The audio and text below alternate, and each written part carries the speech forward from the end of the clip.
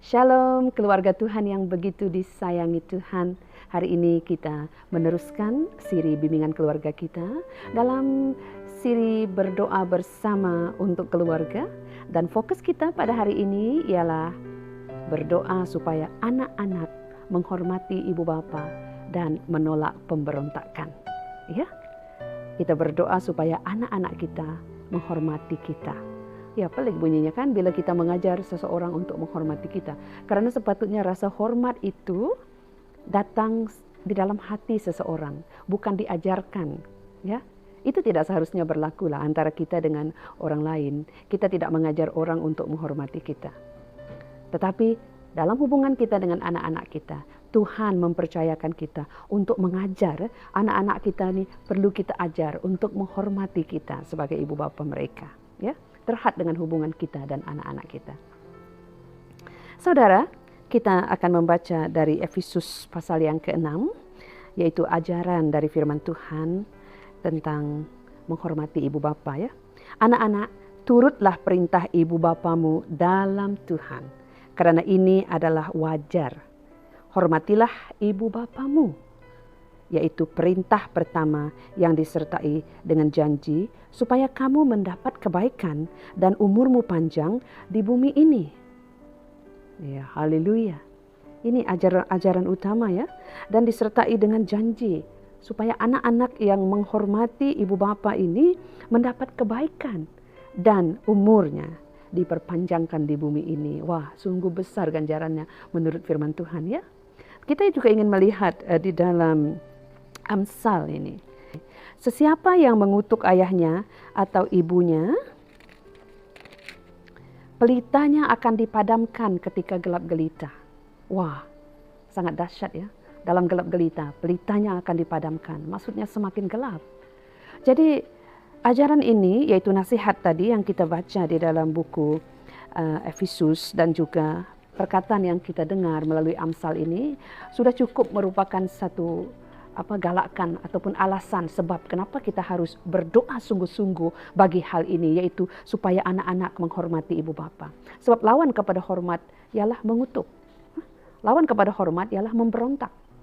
Dan dalam Amsal tadi terang-terang dikatakan yang mengutuk ibu bapa ini akan padam pelitanya pada waktu gelap gelita. Ya. Jadi kita tidak mau ini berlaku kepada anak-anak kita.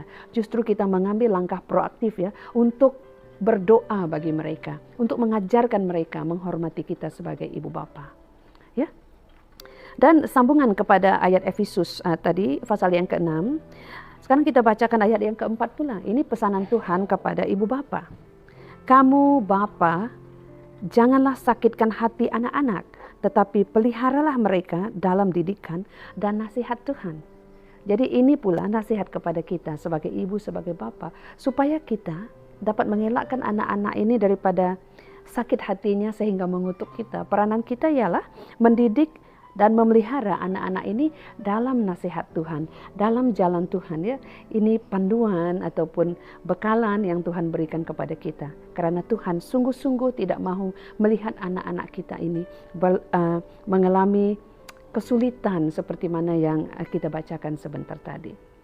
Amin. Dan apa maksud pemberontakan ya? Pemberontakan. Pemberontakan ini kalau kita kupas secara secara ringkas, ianya seperti ini. Ada anak yang mengatakan bahwa kalau saya mau buat, saya buat saja. Apa saya peduli? Begitu. Apa saya peduli ibu bapa saya tidak suka? Apa saya peduli orang lain tidak suka? Yang penting saya suka begitu. Itu contoh pemberontakan ya. Kalau kita melihat ada tanda-tanda seperti ini keluar daripada mulut ataupun keluar daripada lawak anak-anak kita harus pandang serius ini.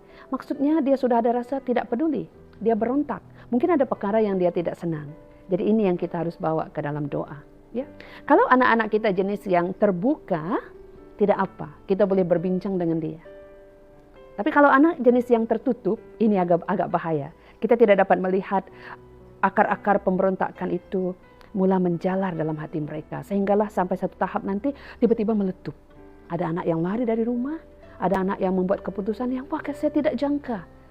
Tidak sangka dia boleh buat seperti itu. Sedangkan selama ini dia ikut cakap saya. Nah, itu kata kita, kalau benda sudah terlambat. Jadi kalau anak kita terbuka, itu kita harus dengarkan. Saya ada pengalaman baru-baru ya. Anak saya yang sulung, Ebner, dia usianya 14 tahun. Seorang lelaki, tapi dia ini ada satu ketakutan yang sangat kuat pada api. Dia tidak berani untuk hidupkan stove dapur di rumah. Ada banyak benda-benda lain yang dia takuti. Jadi baru-baru ini saya suruh dia masak mie kegemarannya, yaitu mie sedap.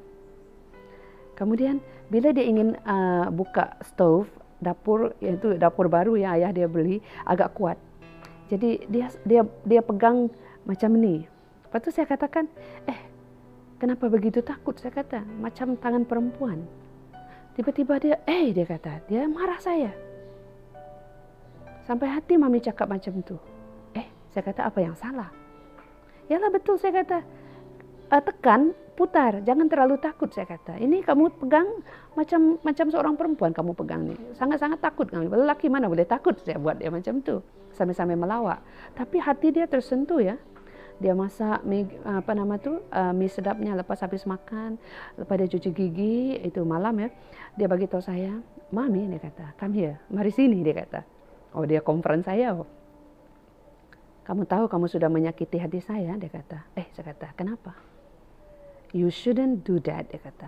"Kamu tidak boleh mengatakan saya seperti seorang perempuan," dia kata. "Dengan hanya kerana saya tidak boleh menghidupkan dapur itu," dia kata. "Oh, itu menyakitkan hati saya ya," dia kata. Wah, saya tidak terfikir sampai ke tahap itu. Sepatutnya dia kata, kalau kamu ingin mengajar saya supaya berani, just tell me, dia kata. Ajar saya, putar seperti ini, pegang seperti ini. Jangan cakap saya seperti perempuan, sebab saya lelaki. Saya kata, maafkan saya Ben, maafkan saya. Jadi kadang-kadang sebagai ibu ataupun bapa kita tidak sedar ya, perbuatan ataupun perkataan kita itu menyinggung perasaan anak-anak kita. Bagus kalau anak kita itu jenis yang terbuka. Kita boleh terus minta maaf. Saya kata, "I'm sorry Ben," saya kata, "saya tidak akan ulangi itu. Saya tahu itu menyakitkan kamu. I see you as a strong boy," saya kata. "Sekarang saya lihat kamu seorang lelaki yang kuat. Kamu telah berjaya masak mie sedap untuk diri kamu sendiri. Next time you try again." Saya kata, lain kali coba lagi. Wah, beberapa hari kemudian, sebab mie sedap ini tak boleh masak selalu ya, tak boleh makan selalu, saya bagi tahu mereka. Seminggu kemudian dia coba lagi. Lepas itu dia bagi tahu saya, "Oh Mami, saya tidak takut lagi, saya semakin berani sekarang. Saya sudah pandai slow api itu," dia kata, "Ayah." Jadi bayangkan kalau dia seorang yang penyimpan ya, dia merasa sakit. Mungkin itu akan menyerang hati dia di dalam sana. Dia kata, "Ibu saya cakap saya macam perempuan, lembek sangat ke saya ini," dia simpan. "Saya akan buktikan bahwa saya seorang yang kuat." Nanti dia akan, dia boleh jadi ada perasaan seperti itu. Kalau kita tidak konsul atau berunding dengan dia, atau kita tidak sadar bahwa ada sesuatu yang kita lakukan, yang kita katakan menyakiti hati anak-anak kita. Ya saudara. Jadi dosa pemberontakan ini seperti apa ya? Mari kita lihat dari firman Tuhan. Hari ini renungan kita agak panjang sebelum kita berdoa. Ya. 1 Samuel pasal yang ke-15 ayat yang ke-23 ini. Ketika Nabi Samuel bercakap dengan Raja Saul. Jadi dikatakan di sini bahwa sebab penderhakaan atau pemberontakan, derhaka maksudnya melawan cakap, ya. Sama seperti dosa bertenung. Dan kedegilan sama seperti penyembahan berhala. Ya, ini di sudut Tuhan ya. Kedegilan ini. Kedegilan maksudnya hati yang tidak mau taat, tidak mau ikut cakap, ingin lawan cakap, degil, ditegur tidak mau dengar. Sama dengan penyembahan berhala. Jadi kita boleh lihat ya perkara ini dalam kehidupan anak-anak kita. Kita coba selidiki, apa adakah kedegilan itu? Jangan dibiarkan. Karena itu sama seperti penyembahan berhala. Berhala ini maksudnya sesuatu yang selain Tuhan. Kalau dalam hidup anak kita ada sesuatu yang dia ingin buat, yang dia sangat suka buat, sehingga mengalahkan kedudukan Tuhan dalam hidupnya, ataupun mengalahkan nasihat kita, sehingga membuatkan dia menidakkan teguran kita, membuatkan dia memberontak terhadap apa yang kita ajarkan kepadanya, ini menunjukkan bahwa dalam hidupnya ada berhala. Berhala yang sesuatu yang diagungkan, sesuatu yang dia Tidak dapat tidak lakukan, mesti lakukan. Sampai dia memikirkan, tidak apa kalau saya lakukan ini, tidak apa keluarga saya sakit hati, tidak apa ibu bapak saya tidak senang, tidak apa Tuhan tidak senang, tidak apa. Maksudnya dia tidak peduli jika hidupnya tidak disenangi, tidak diredai. Ini sudah tahap bahaya. Karena benar kalau dia melakukan itu, maka berkat Tuhan akan terlepas daripada hidupnya. Kita tidak mau anak kita terlepas berkat dan janji Tuhan. Amin. Jadi itu penting untuk kita mendisiplinkan dia, mengajar dia. Kita jangan ditakuti oleh pemberontakan yang dia tunjukkan pada masa itu. Kita tegur, dia merajuk. Tidak apa, kita kena berhadapan dengan perkara seperti ini. Kita diberikan Tuhan hak, authority itu ya. Mungkin anak kita sudah melewati zaman remajanya, sudah sampai tahap dewasa ataupun sedang merupakan seorang remaja saat ini, bukan lagi anak kecil yang kita rasa susah untuk kita bentuk. Jangan putus asa ya saudara. Mungkin kita sudah berada di tahap di mana kita mulai renggang dengan anak-anak kita karena mereka tidak dengar cakap. Kita masih ada Tuhan. Kita masih ada hak untuk berdoa bagi mereka. Saya ingin kongsikan firman Tuhan yang mungkin dapat kita jadikan sebagai peneguhan ya, ketika kita berhadapan dengan pemberontakan dalam kalangan anak-anak kita. Efesus pasal yang ke-6, yang tadi itu sambungan. Akhir kata, ayat yang ke-10, saudara-saudaraku, hendaklah kamu kuat di dalam Tuhan dan dalam kekuatan kuasa-Nya. Mesti kuat di dalam Tuhan. Dan dengan kekuatan kuasa Tuhan. Kalau kuasa manusia kita sangat terhad, kita tidak mampu, kita sudah putus asa, tiada jalan lagi untuk pertobatan. Anak saya sudah memberontak. But no, di dalam firman Tuhan kita masih ada kekuatan. Kita memakai senjata Allah kali ini. Ya, ayat ke-12, sebabnya kita berlawan bukan dengan darah dan daging. Kita kena sadar, kita sebenarnya berlawan bukan dengan anak-anak kita, tetapi dengan para penghulu dunia. Dengan para penghulu dunia daripada kegelapan zaman ini. Para penghulu dunia yang gelap ini ya. Para pemerintah dan penguasanya dan tentera roh iblis di udara. Ini yang sebenarnya kita lawan. Amin. Oleh itu, pakailah selengkap senjata Allah. Apakah senjata Allah itu? Semuanya ada di dalam firman Tuhan. Kita memakai firman Tuhan, kita hidup dalam firman Tuhan, kita istiharkan firman Tuhan dalam hidup anak-anak kita. Dalam masa yang sama, kita pastikan kita hidup dalam kebenaran firman Tuhan, sehingga anak-anak kita tidak mempunyai alasan untuk menuduh kita, untuk melawan kita, untuk mengutuk kita. Kita sendiri harus hidup di dalam kebenaran. Ya, jadi ini adalah kekuatan yang Tuhan sediakan bagi kita. Amin. Anak-anak, turutlah perintah ibu bapamu dalam segala perkara, karena demikianlah yang diridai Tuhan. Ini adalah misi kita. Kita ingin menjadikan hidup anak-anak kita diredai. Dengan cara apa? Dengan cara menurut perintah, taat kepada perintah kita sebagai ibu bapa mereka dalam segala perkara. Jadi kita mengambil tindakan berdoa dan mendisiplinkan anak-anak kita tanpa putus asa.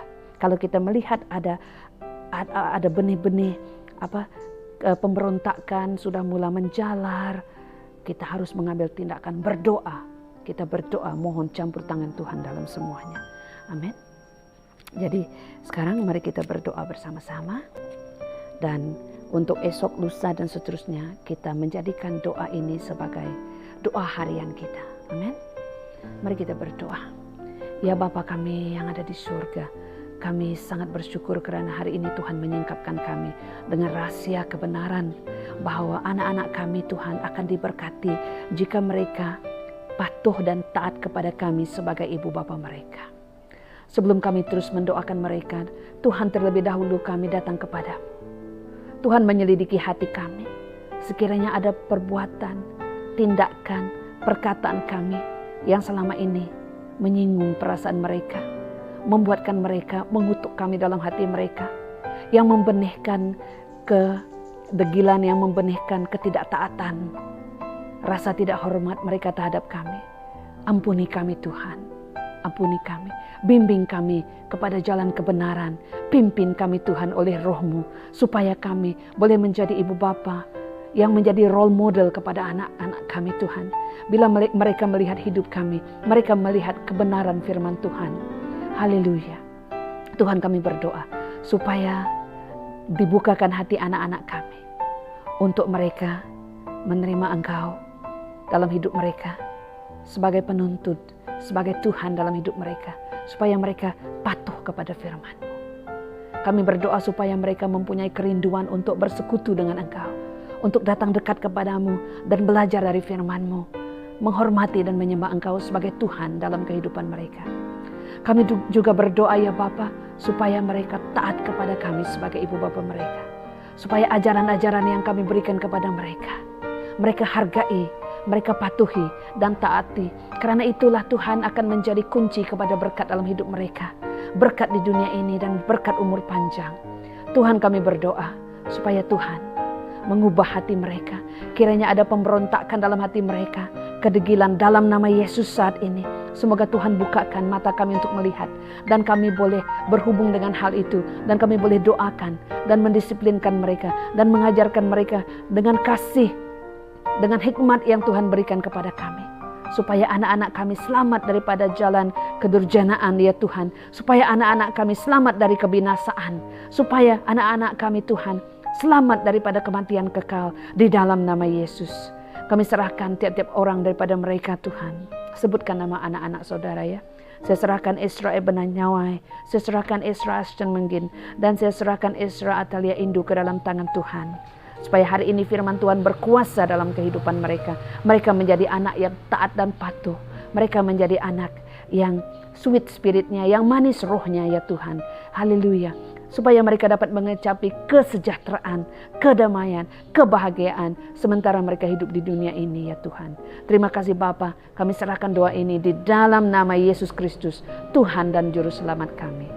Amin. Tuhan berkati saudara. Haleluya.